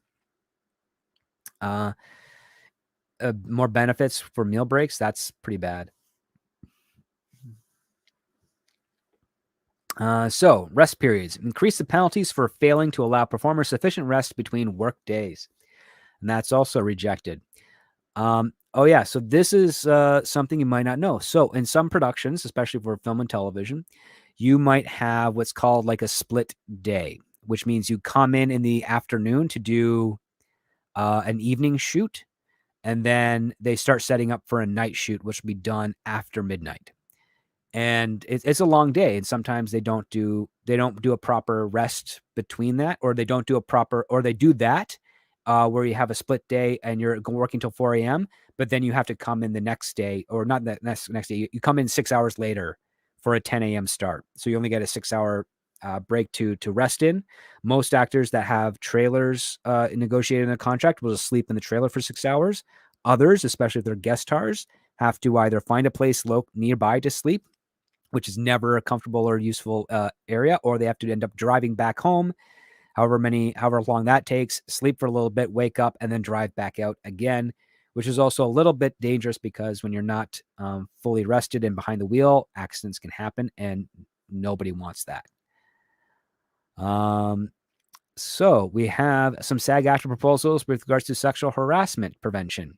So SAG AFTRA proposed, and the parties have tentatively agreed that producers will use good faith efforts to engage intimacy coordinators for scenes involving nudity or simulated sex, and upon request for other scenes, that producers will provide information regarding discrimination and anti-harassment policies, including how to report violations, and that background actors will be given at least 48 hours of notice of scenes involving nudity or simulated sex acts.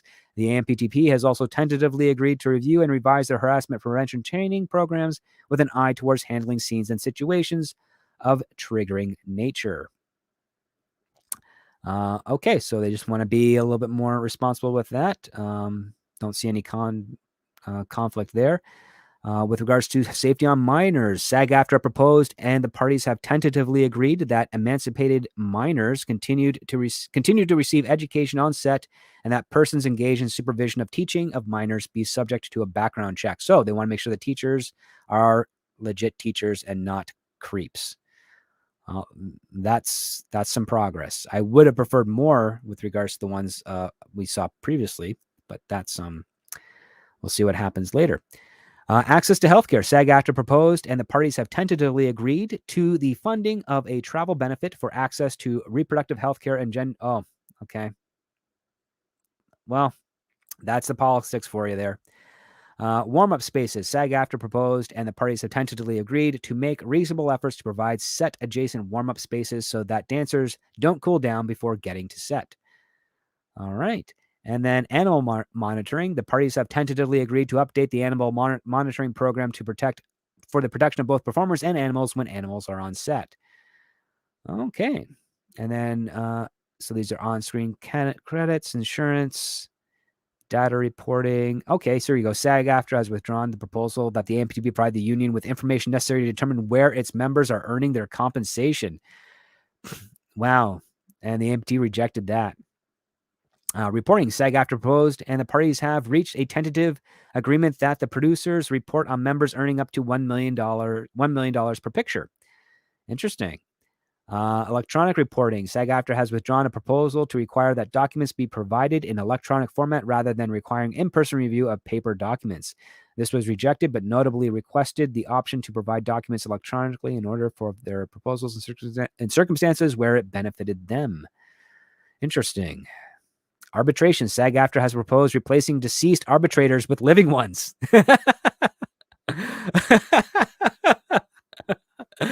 Oh, that's not unreasonable at all. They want, arbitrators to be alive.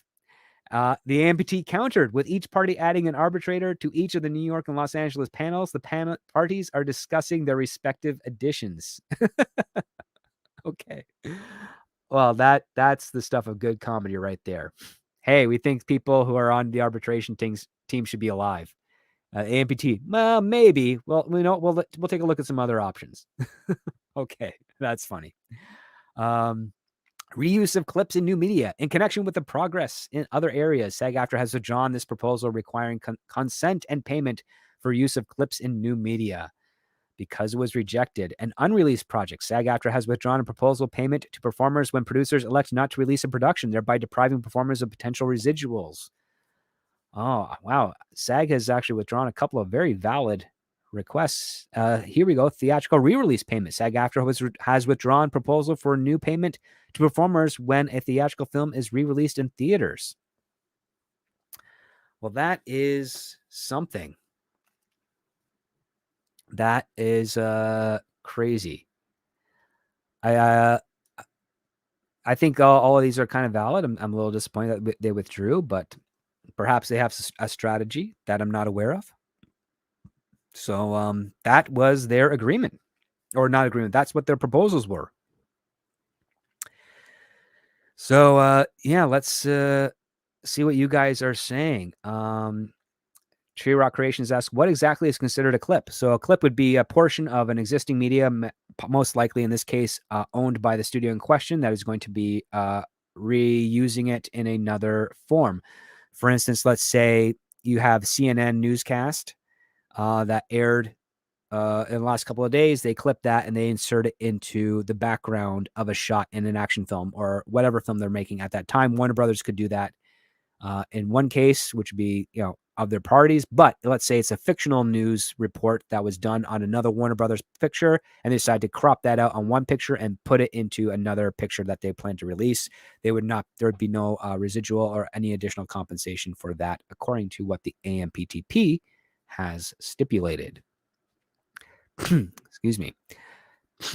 Excuse me.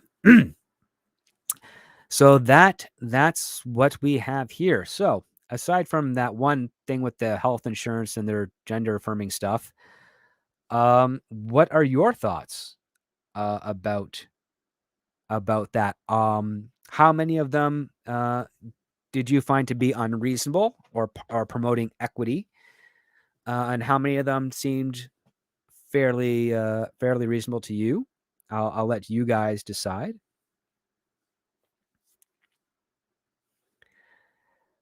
Fanto5692 asks, I'm confused about the wording. Did SAG AFTRA withdraw their proposal because it was rejected, or was it withdrawn and the rejected is an automated response to the situation? You know, that's a very good question. I wish there was some more clarity on that. But yeah, it looks like only in some cases they had some rejections made, or some withdrawals made to create progress to agree for other things. And yeah, I don't know. I don't know if that's just, I mean, I would assume that if they withdrew something, there shouldn't even be a rejected in there because the union withdrew it, right? So, or maybe it was a rejection and said, okay, we'll stop haggling you for this if you give us that. But then that would also be kind of an agreement. Oh, that's complicated stuff. Great question there, Fanto. Absolutely. Introspect M says, I would think proper residual agreements should cover all of those last few items. That seems reasonable. And let's see here. Cryam says, Script Doctor, I joined an hour in. What was there anything that was rejected that you thought was reasonable? I felt that the minimums for their economics and inflation was fairly reasonable. They wanted 11% increase for year one, and then 4% for year two and 4% for year three with regards to their contract. I thought that was pretty reasonable because it's countering the actual inflation, or at least it ideally would level off, because they're doing this on a basic math that, okay, inflation is up to say 17%, as Davina pointed out earlier, I believe it was. Well, then if it ends up, if in the next couple of years it starts to go down, well, then this will compensate for the current year inflation and balance out with a leveling out of the inflation, or any type of reduction that might come as a response. However, that's not always the case with inflation. Sometimes it just balances, that becomes the norm, as it were. So we'll see what happens there. But I don't think that was unreasonable. One of the other part too, making things, ensuring more protection for children on set, children who work, and offering them education if they end up becoming no longer supervised by their parents, but on their own, so to speak. I think that was fair, but some of those things were rejected.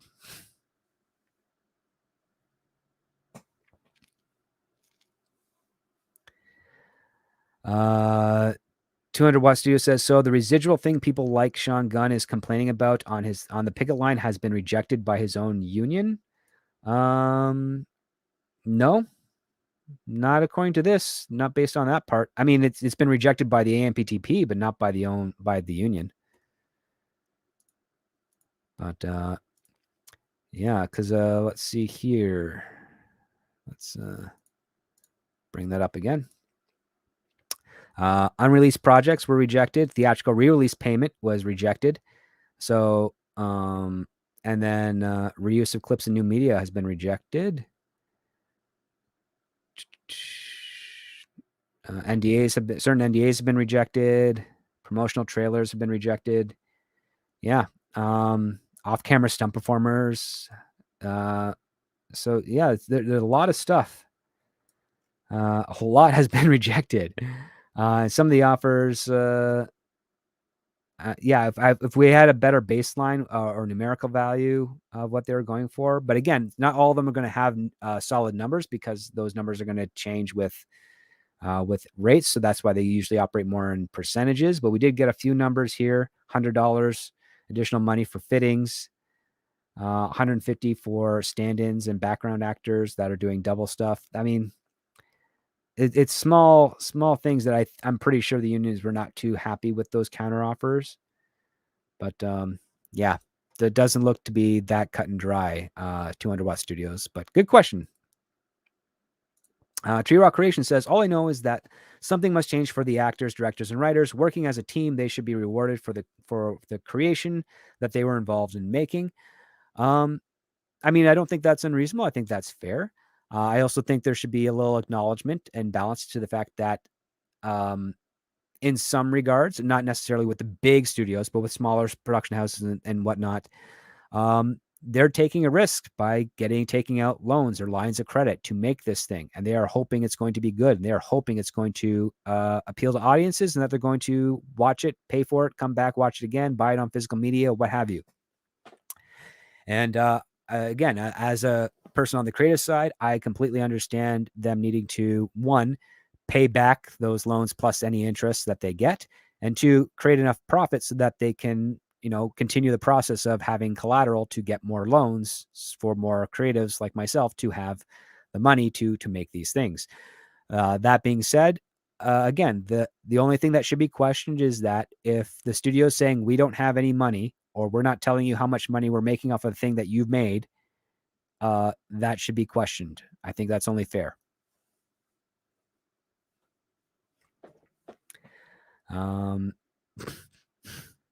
So Darius asked, do stuntmen have their own union? If so, when is their contract up? Stunt performers are part of SAG. As far as I know, they are SAG AFTRA. So this is their union.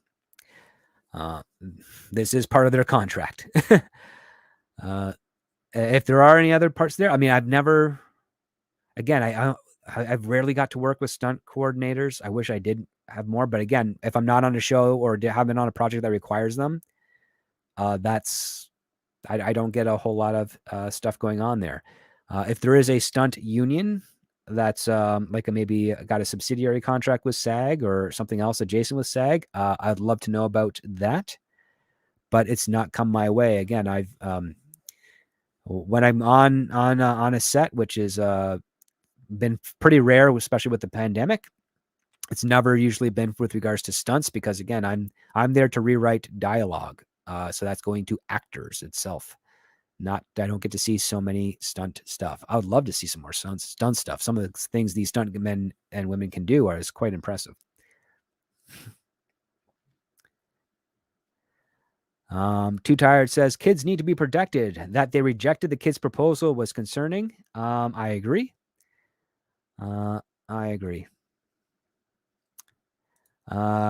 Darius says, I didn't want to assume even when this proposal mentioned them. No, that's fair. Again, there might be a union, but if there is, I'm not aware of it. As far as I know, they are part of SAG AFTRA, and SAG AFTRA covers a lot of people, a lot.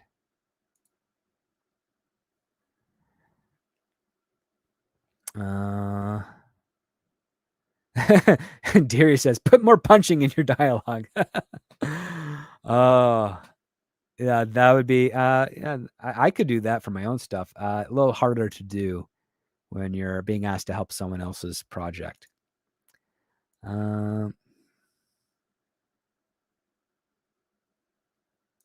Introspect M says, I'm a little surprised that motion capture performers are not included already by default under a background or stunt performer umbrella.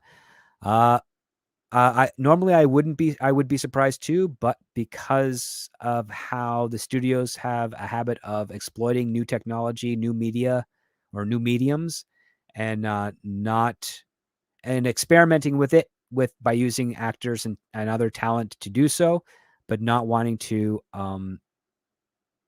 sort of expand the contracts around it, has always been kind of par for the course. So that's kind of what it is. So it looks like we have a very I would say ego inflated AMPTP, and definitely, there's definitely ego with regards to SAG AFTRA and the WGA. I don't dismiss that. I've got an ego about it as well, but I'm not seeing enough here that it is unreasonable. So, okay, assuming that everything that's on this document is accurate, I'm not seeing it unreasonable. If things come to light where that contradict what has been proposed here, or is misinterpreting what the counter offers for the AMPTP, I look forward to that being disclosed and getting more information. But for now, I don't see too many real problems here. I don't see any asks that are out of left field or egregious in any way, shape, or form. And yeah, it doesn't look like they're demanding anyone at the AMPTP make less money. They're just saying that there's room for more to be. There's room for them to grow and sustain themselves. Fantos asks, are adult film stars part of SAG, or do they have their own group? I don't know. My one instance with people that worked in that industry was by renting an apartment at their on the property of a director who did that, and I immediately had to get out of there because it was really uncomfortable. In fact, I switched apartments with a colleague of mine who had no problem living on that property. It was a beautiful property, but they were shooting around that property quite often, and it was not my thing. So we switched, and which is a deal for me because his apartment was way nicer and far more expensive than what I was renting. So but maybe he felt he got a win out of that. I don't know. I did not. So I was happy to move across town and share an apartment with 4 other people, as opposed to having a small little pool house type thing to myself with a number of performers outside of it constantly, day and night. So he did not complain. I will say that he did not complain. I did, because that's not me. Tree Rock Creations asks, Script Doctor, how long could this strike last before companies return to the negotiating table? Are the rules on how long the strike lasts before the first meeting? No, there's no real rules that I'm aware of. Not that I've known. I know that during before the directors started their stuff, WGA was trying to schedule more meetings back with the AMPTP, and they denied them, citing that they were not going to return to the negotiating table for the WGA until after they finished their negotiations with the DGA, and then after they finished their negotiations with SAG AFTRA. So now that those two are done, we should be getting some information with whether or not WGA will be returning to the table with the AMPTP. We will see what happened there. What's your first thought? Has asked, question, if the strike continues for the next couple of weeks, possibly even further, how long until Hollywood runs out of the bank material they use? Okay, so there's a number of projects currently in post-production right now that can be still worked on. I don't know have an exact number, obviously, because I don't work for all those things, but they probably have enough to distribute for a bit. However, they're not going to have any promotion outside of the general basic marketing that they do. So you'll have your social media ads, your billboards. You won't have any commercial spots that haven't been filmed yet. So unless the commercial spot was filmed a month ago and just ready to be released, there's nothing that's going to be there that you're going to see. So promotion is going to be weak on that. It's going to be difficult for the 07-08 writers strike because there was less money kind of coming in. It went on as long as it did. In this case here, I don't know. Some people have speculated October or early winter. until things kind of get back on track. That would be tough for a lot of people. But I think, especially for a studio like Disney, which hasn't been paying out dividends, and the fact that they're not going to be making anything or producing anything, and once the strike ends, if they want to maintain their release windows for theatrical films, they're going to end up having to hit the ground running and grind, in which case those movies, those products are going to probably stink. I doubt they might do some delays for that, but I have some doubts they won't, because they'll want to make up for lost time, because that's already happened before. So I don't know. The other part too is, like, again, even if they want to advertise some of their older content, they can't use any talent to do so. So it's all going to be your basic text-based advertisements. So probably not going to have as much interaction or promotion. It's going to be interesting times. Not ideal for the talent involved, but something to pay close attention to. Again, the vast majority of talent, actors and writers, they live on very slim paychecks, and they'll continue to live on slim paychecks. And it's not ideal, but they can do it. It's the studio heads that spend a lot of money that are not going to have that money to spend pretty soon, because they're essentially going to be losing $1 billion a month. They've already lost $2 billion right now. How much more billion can they lose?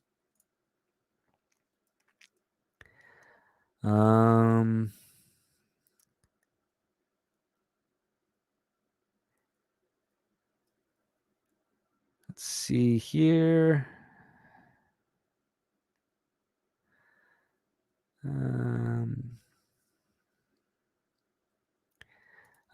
John Sapola says they should never have brought woke into the equation of creating. Well, someone with a lot of money tempted people to do so. And again, as I said earlier, money talks and BS walks. So that's what it is. It's nice to see that some studios are making a little bit of progress to reject such ideology, but it's going to be slow moving.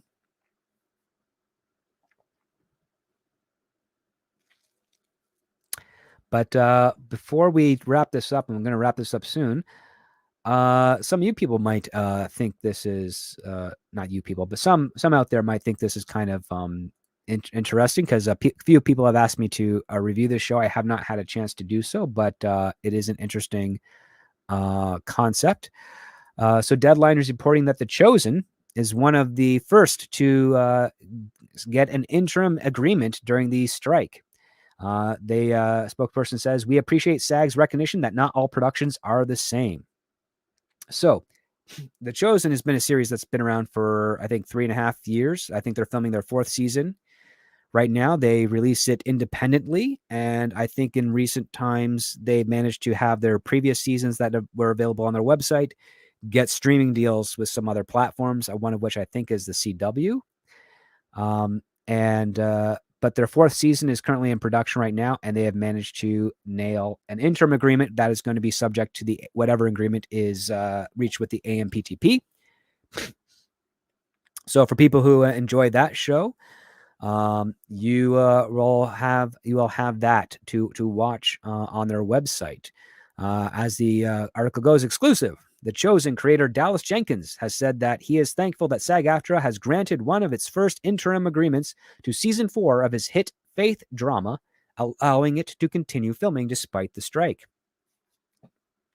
Jenkins told us today, "As an independent show with 2 weeks remaining to film our current season, we appreciate SAG's recognition that not all productions are the same. We've agreed to all the terms of their current interim agreement." Utah shot series The Chosen barely missed a beat, only having to shoot a day or two without cast before filming resumed today. The series include multiple SAG actors, including the star Jonathan Rumi, who plays Jesus. Producers were keen to point out the current season's indie credentials, emphasizing that it is entirely funded by fans and that it currently has no licensing deals. The show initially airs for free on its own website and app, and previous seasons have been carried by streamers, and the first season of the show had its network premiere on Sunday on the CW. Lionsgate has distribution rights to the first 3 seasons, but producers declined to comment whether the indie major also controls the 4th season, only noting that their Lionsgate deal was not an impediment to getting the interim agreement. So it seems to me that with this interim agreement, they're still fully independent, and whatever they have with Lionsgate might be an option per season option for them to explore. So far, there are only 2 known productions that have been granted interim agreements: The Chosen and the movie Bride Hard. We understand that at least half a dozen others have been given the green light, and SAG AFTRA told Deadline today that hundreds have applied. We're expecting the union to release a preliminary list of approved productions in the next 48 hours. Interim agreements, or waivers, as many in the industry are calling them, are being granted to truly independent producers as long as they are not affiliated with the Alliance of Motion Picture and Television Producers and agree to be bound retroactively to whatever contract terms eventually are achieved with the AMPTP when the strike is settled. The Chosen certainly has its indie roots, given it's widely regarded as one of the most successful crowdfunded TV series of all time. According to Wall Street Journal Profile, 2 years ago, viewers had already contributed $40 million towards its production. Texas-based indie Out of Order Studios produces. The historical drama tells the story of Jesus through the eyes of those who knew him, charting his teachings and miracles as he embarks on his ministry to change the world.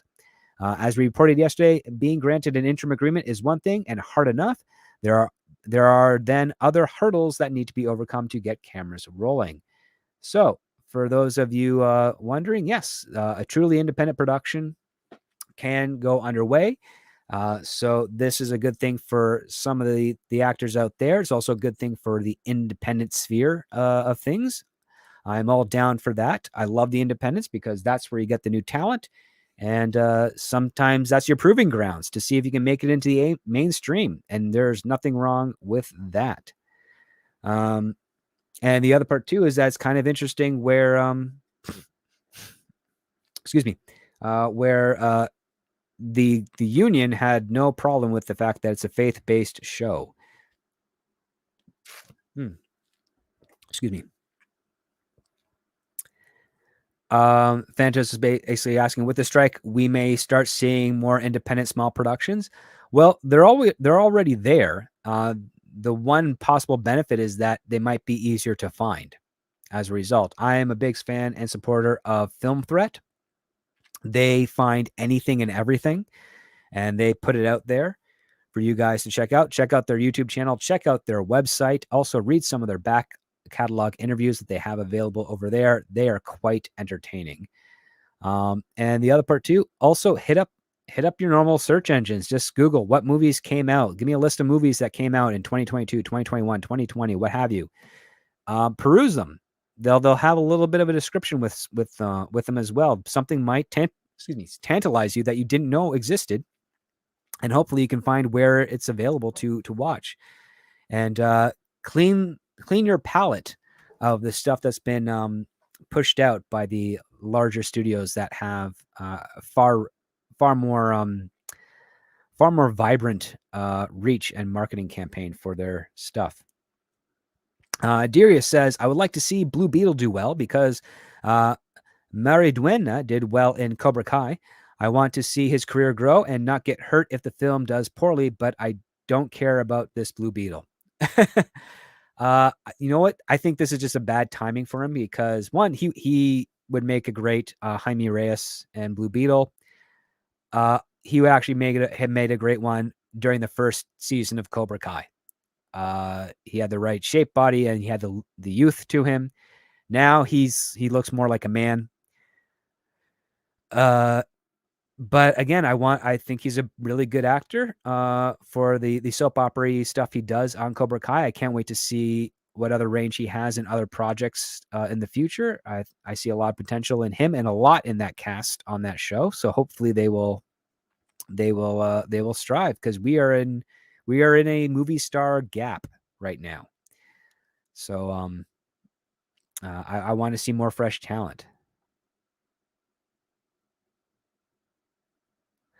Shanatsky says, I'm going through figuring out the whole interim agreement. Got an automated response from the email so far. Well, that's good to hear. Keep us posted on that, Shinatsky, because it'd be interesting to see what they have in mind for that, because that will also inform a lot of other people who are probably in the midst of early production on their own independent films, what they can do.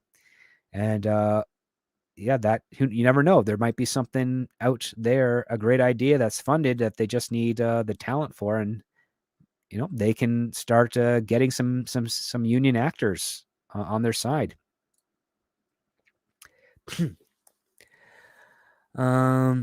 Let's see. Uh, Shinaski says, South Korea, everyone recommend. I saw The Devil. Again, South Korea stuff, they have some really decent final product, but don't bet on them still being able to issue that out. I warn you all. Seek out the good stuff, support it if you can. But as I mentioned before, that industry has been on the brink of a walkout for a decade because the working conditions for everyone involved are grueling.